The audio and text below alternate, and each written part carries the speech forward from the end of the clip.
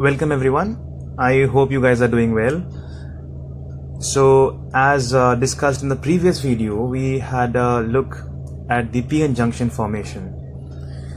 Now we are going to look at the functioning of a p-n junction when we connect it to an electronic circuit or when we apply a voltage across its end. Okay, so this is p-n junction which we saw in the last video. Now when you add a metallic contact on both of its ends, it becomes a diode. Okay, so metallic contact you can see on the both ends, so it becomes a diode. So p-n junction, we call it a p-n junction diode. Is that clear? And the symbol that we use to depict this device is this: a triangle juxtaposed with a vertical line and the terminals. Okay, so in this video we're going to have a look at the forward bias configuration, reverse bias configuration, and a graph that will tell us about the characteristic of a diode in both these configurations. Alright, now let's have a look at what is forward bias configuration of a p-n junction diode. Here I have this figure. Okay, so I'll just zoom this figure. I hope this is clear. Alright, so these are charges as we have already seen in the p-n junction. Here we have the accumulation of this is basically the depletion region. Alright, now what is forward bias? Forward bias is connection or application of an external voltage. I'm sorry, it got smudged. This is depletion region. Okay, so when we apply the positive terminal of the voltage source to the p-type semiconductor here, p junction, and negative to the n-type n junction, n terminal, we have the forward bias configuration. So this is forward bias configuration. So this is very important. So this is the basics of p-n biasing. Okay, p-n junction diode biasing. So don't get scared about what is ahead. So this is the basic. If you are clear with this concept here, everything is going to be very simple. बहुत simple होने वाला है, बहुत simple. कुछ नहीं है, बस दिखने का ये electronics. अगर आप इसको ध्यान से समझ लेंगे, कुछ भी नहीं है ये. I can promise you, you will be a champion when you clearly listen to the video. So now we just have an interesting phenomena going on here. So that phenomena is, so this negative charge is going to push all the electrons here towards the, so when the applied voltage here, so for example, we have the barrier potential as V0. Here we are applying V. So as the V increases, this barrier potential will keep on decreasing. So there will come a point when this becomes sufficiently or considerably low.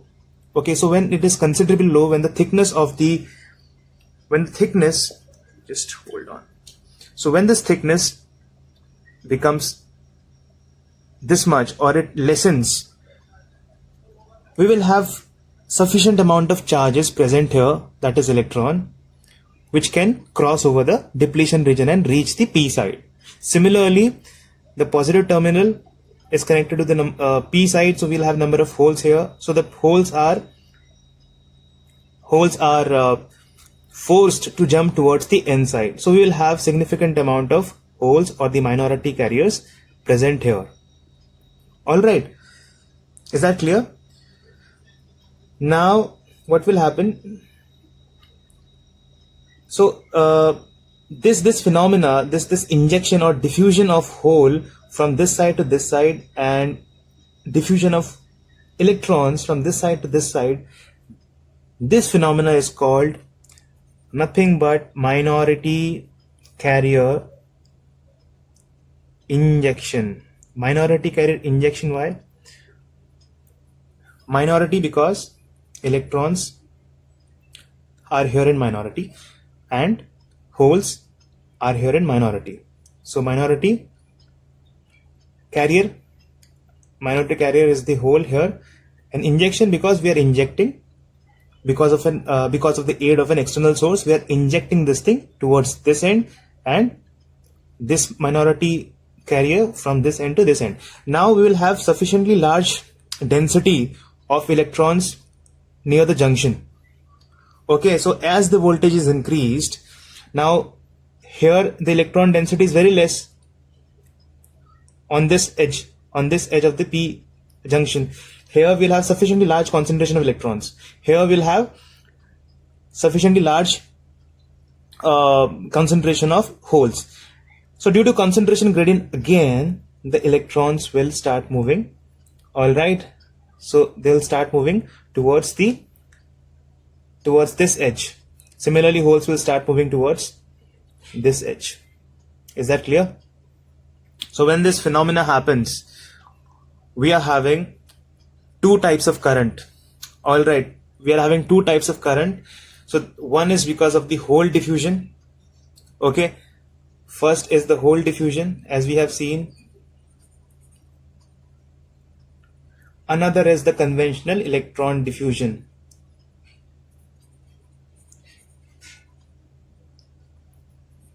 I hope this is clear.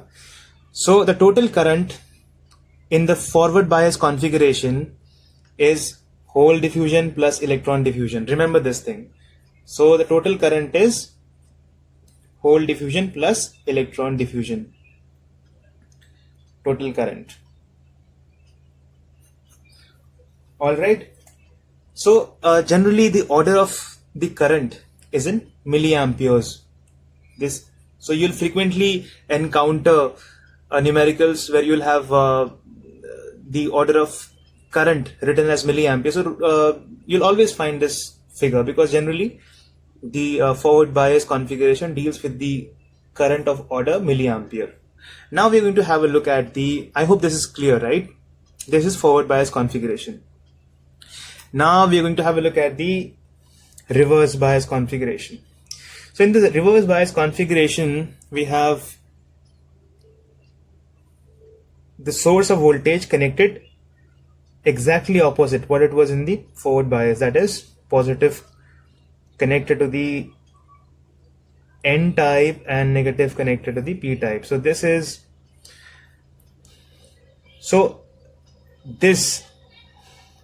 the depletion region in this configuration is bound to get widened. I'll explain you why it gets widened. Okay, so this is the voltage source we have applied. This is V and the barrier potential is V naught. This is P, this is N. Now you can clearly understand what will be the effective drop of voltage across this barrier potential.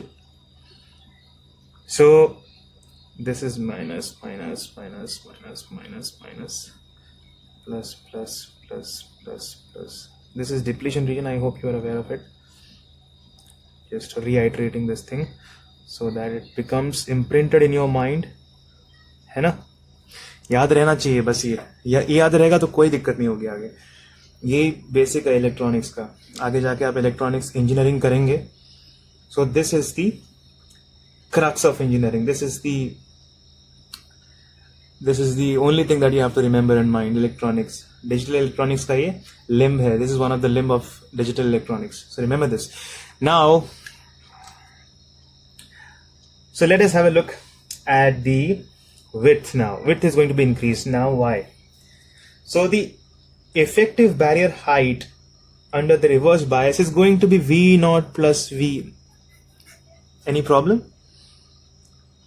Because this is in addition, so the direction of these both the voltages is going to be added up. So effective voltage will be V naught plus V. So effective barrier potential is going to increase. So this voltage here is in the same direction of this barrier potential. So the effective barrier potential increases. The width of this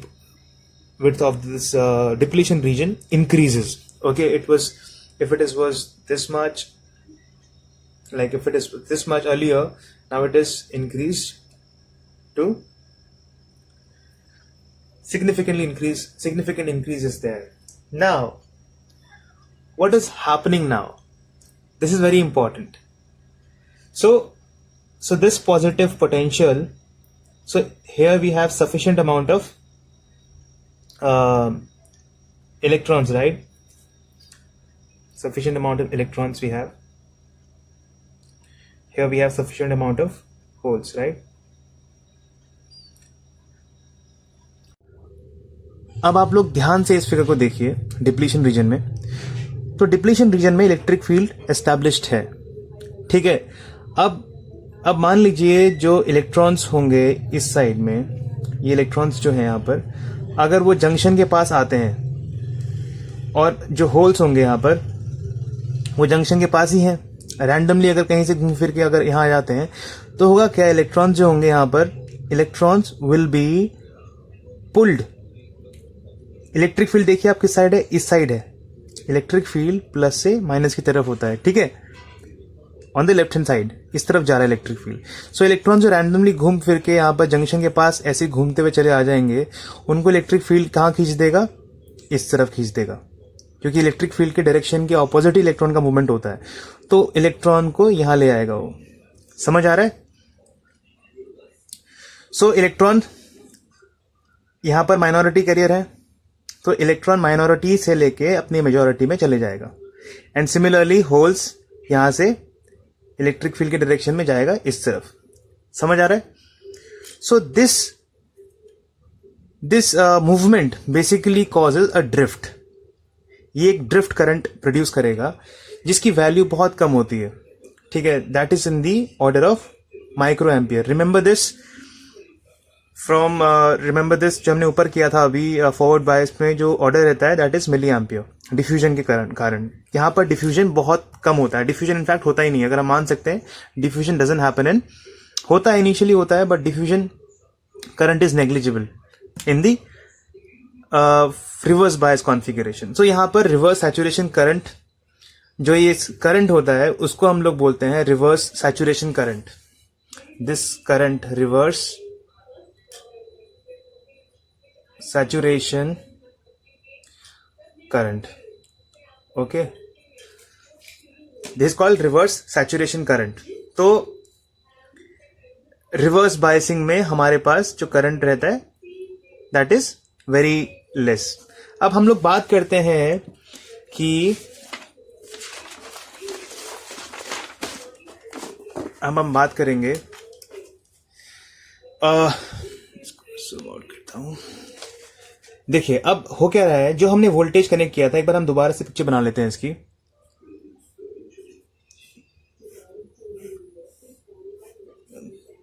to make it better,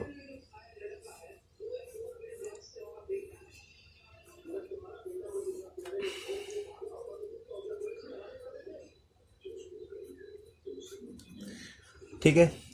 तो यहां पर already ये widened हो चुका है due to the application of reverse bias.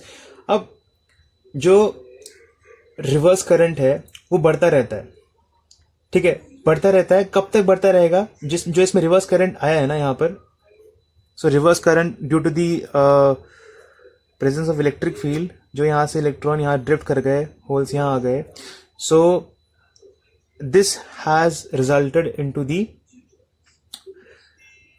Creation of a drift current. हमने अभी बात करी थी उसकी. सो ये ड्रिफ्ट करंट जो होगा ये बढ़ता रहेगा up to a certain voltage.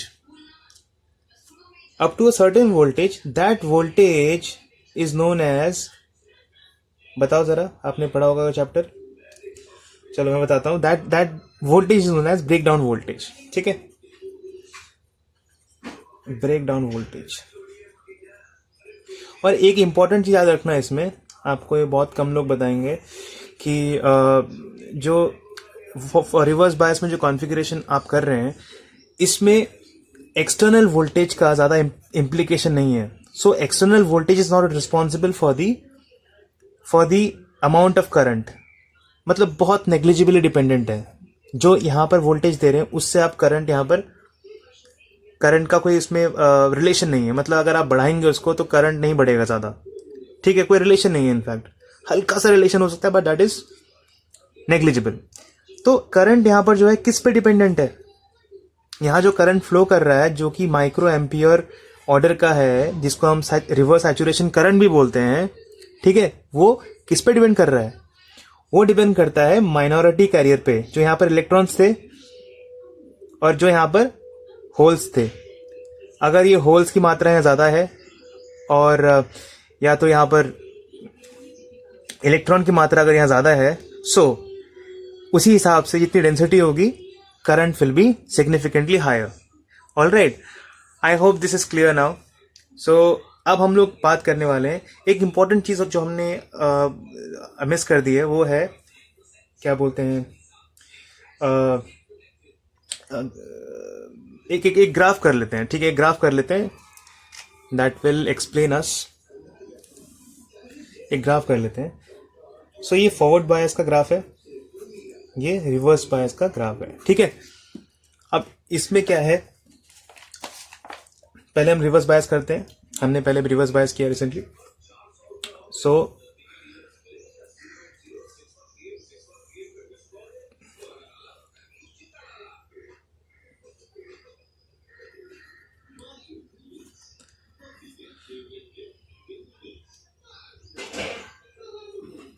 This is V not, okay.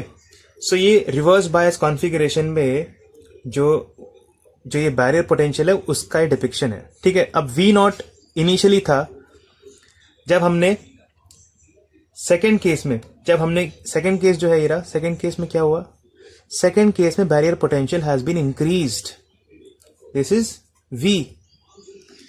मतलब रिवर्स बायस मतलब जो V है ये V है, समझ आया। तो V नॉट पहले जो बैरियर पोटेंशियल था, अब वो बैरियर पोटेंशियल हो गया है इतना। सो इलेक्ट्रॉन्स को अब इतना नहीं पार करना है, इलेक्ट्रॉन्स को इतना पार करना पड़ेगा, समझ आया। डिप्लीशन रीजन इतना है, but that will not be possible. Hence जो करंट होता है उसमें डिफ्यूजन के थ्रू नहीं होता है, उसमें करंट जो होता है that is because of drift, electric field के कारण जो पुल करता है इलेक्ट्रॉन्स को इस तरफ से उस तरफ और होल्स को एन साइड से पी साइड। और रिवर्स बायस का और फॉरवर्ड बायस का अगर आप देखेंगे, फॉरवर्ड बायस का जो होगा, जैसे जैसे आप वोल्टेज बढ़ाएंगे, तो अगर पहले ये था, मान लीजिए ये V नॉट था, अगर आप V अप्लाई करते हैं वो इधर आ जाएगा, ठीक है, ये V2 है। अगर आप V1 जो कि V2 से बड़ा है अगर वो अप्लाई करेंगे,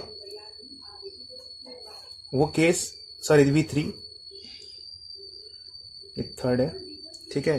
तो अगर V3 अप्लाई करेंगे which is greater than V2, so effective barrier potential will be further reduced, तो इलेक्ट्रॉन को कम एनर्जी देनी पड़ेगी। तो सडनली होता क्या है, so there is a case known as there is a voltage, threshold voltage बोलते हैं। तो थ्रेशोल्ड वोल्टेज कौन सी वोल्टेज होती है, इस केस में एक वोल्टेज होता है थ्रेशोल्ड वोल्टेज। थ्रेशोल्ड वोल्टेज वो वोल्टेज होती है जब हम लोग जिस वोल्टेज के बाद सडनली करंट इंक्रीज कर जाती है। इसका मतलब क्या है, सारे जो चार्ज कैरियर्स हैं वो सारे फ्लो करने लग गए हैं, उसमें कोई बैरियर नहीं है अब, ठीक है। तो वो क्रिटिकल वोल्टेज जो होती है वो थ्रेशोल्ड वोल्टेज होती है। उसके बाद अगर आपने पीएन जंक्शन को यूज कर रखा है सर्किट में, तो करंट सिग्निफिकेंटली इंक्रीज हो जाता है, जो हम ग्राफ में देखेंगे। सो ग्राफ में बनाने वाला हूं उसका। सो ये ग्राफ देखिए आप, ठीक है। अब ग्राफ, सबसे इंपॉर्टेंट ग्राफ ये है। So just get accustom to this graph because this graph is going to haunt you for the entire year or maybe more if you are not by hearting this diagram. So this diagram is very simple. ये जब भी diode आएगा consideration में, ये आपको याद रखना ही पड़ेगा। ऑलराइट, सो यहाँ पर हल्का हल्का हल्का हल्का इंक्रीज हो के you can have a look at this diagram. NCERT का है ये, और रिवर्स में ये रहा, ठीक है। अब हम लोग इसमें थोड़ा मार्किंग कर देते हैं नंबर का, 0.2, 0.4, 0.6 सॉरी ये 0.4 है, ठीक है, क्योंकि 0.7 से स्टार्ट हो जाता है ये, ठीक है ना। तो ये हमने सिलिकॉन का लिया हुआ है, जर्मेनियम का अलग होगा, but we have considered silicon का, क्योंकि 0.7 के बाद ग्राफ में करंट एक्सेप्शनली बढ़ जाता है। सो करंट बढ़ रहा है मतलब डेफिनेटली जो वाई एक्सिस होगा वो डिनोट कर रहा होगा करंट को, और मिली एम्पियर में होगा, ठीक है। मिली एम्पियर क्यों? क्योंकि फॉरवर्ड बायस जो करंट फ्लो करता है फॉरवर्ड बायस में वो आगे वाला ग्राफ है, और फॉरवर्ड बायस में हमने कहा था कि जो ऑर्डर होगा करंट का that will be in the milli amperes, so milli ampere का ही ग्राफ है। और रिवर्स बायस में जो हमने बात करी थी करंट का जो ऑर्डर रहता है दैट इज माइक्रो एम्पियर, ठीक है। अब हो क्या रहा है जरा देखिए इसमें ध्यान से। तो ये 20, 40, 60 ये फॉर्मेलिटी कर लेते हैं बस, 80, 100 या 10, 20 just to make the graph look a little better, nothing else. 40 and then 80 जो भी है, और ये जो है this is called VBR, ठीक है। VBR क्या है इसमें, जो यहाँ और ये जो है आपका यहाँ पर जो 0.7 पे होगा जहाँ से रेस कर रहा है, ये 0.7 है, ओके। इसमें दिस इज थ्रेशोल्ड वोल्टेज, जो वोल्टेज होगा ये वोल्टेज है एक्स एक्सिस का, ठीक है। अब एक बार ध्यान से देख लीजिए फिगर, समझ आ गया। सो अब होगा क्या इसमें, अब ये होने वाला है कि जो ब्रेकडाउन वोल्टेज है दैट इज VBR, उसके बियॉन्ड अब हो क्या रहा है, जो लैटिस स्ट्रक्चर होता है पीएन जंक्शन का, अगर हम सर्टेन वोल्टेज के बाद अगर वोल्टेज बढ़ाते रहते हैं तो होगा क्या, जो जितने भी उसका जो जो लैटिस स्ट्रक्चर होगा वो पूरा रप्चर हो जाएगा, ठीक है। स्टार्टिंग में जो विड्थ होती है पीएन जंक्शन की, जो हमने यहाँ करा था, this junction we talked about, ठीक है, ये विड्थ बढ़ता रहेगा, बट जैसे ही एक वोल्टेज आता है सर्टेन वोल्टेज, सो हर इलेक्ट्रॉनिक डिवाइस का एक लिमिटेशन होता है, राइट। सो अगर उसमें उसके बियॉन्ड अगर हमने वोल्टेज बढ़ा दी, उस वोल्टेज के बाद पूरा रप्चर हो जाएगा, और जो फ्लो का जो उसमें चार्जेस होंगे वो बस नॉर्मली फ्लो करेंगे।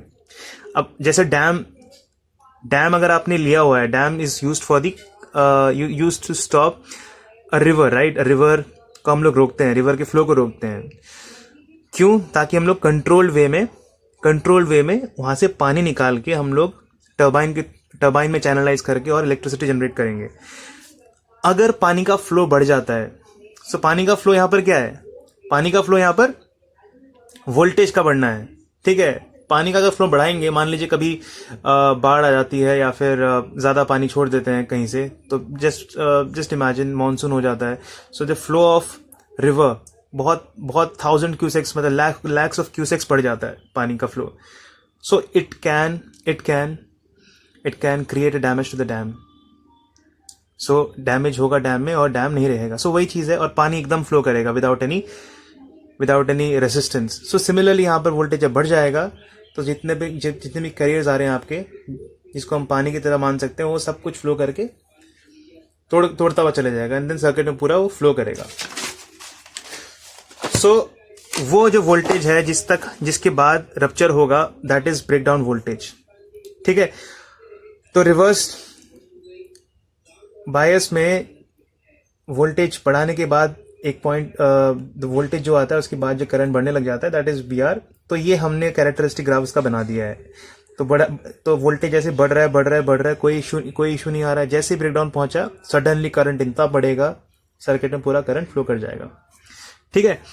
और फॉरवर्ड में तो हमें पता है कि एक आपको थ्रेशोल्ड वोल्टेज तक पहुंचना होता है, जब जो बैरियर पोटेंशियल जब एकदम डिक्रीज हो चुका है, जब सारे चार्जेस एक साइड से दूसरे साइड पहुंच सकते हैं, तो करंट आपका बढ़ जाएगा।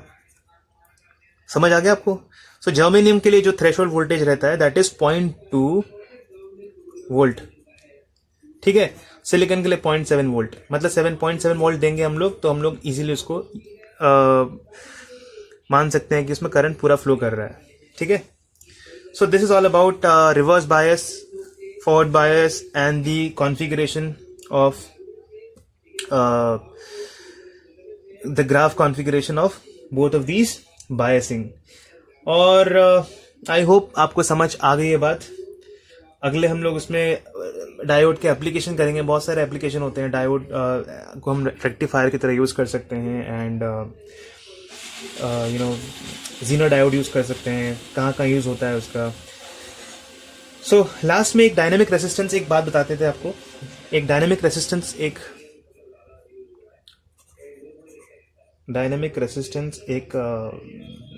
टर्म है, रेसिस्टेंस। सो डायनेमिक रेसिस्टेंस को हम डिफाइन करते हैं delta V by delta I is equal to R D. So dynamic resistance क्या है? डायोड्स के लिए हम लोग एक छोटी क्वांटिटी डिफाइन करते हैं आर डी, ठीक है। सो इसका मतलब है ratio of small change in voltage to a small change in current. ये याद रखना बस, ये छोटा सा एक ट्रिविया टाइप का है। नाउ आज के लिए बस इतना ही। I hope I was able to make this concept little easier for you compared to other videos, and till then take care, have a great day ahead। और अगली वीडियो में आपको मैं कुछ और इंटरेस्टिंग चीज़ें लेके आऊँगा इस चैप्टर से, ठीक है। हम न्यूमेरिकल्स बाद में करेंगे इन द एंड। चलिए, okay, bye bye, take care. अच्छी लगी तो आप इस वीडियो को अपने मेट्स के साथ शेयर कर सकते हैं, एंड लाइक करिएगा और कमेंट करिए, मुझे पूछिएगा कोई दिक्कत आती है, I will help you out. Okay, bye bye.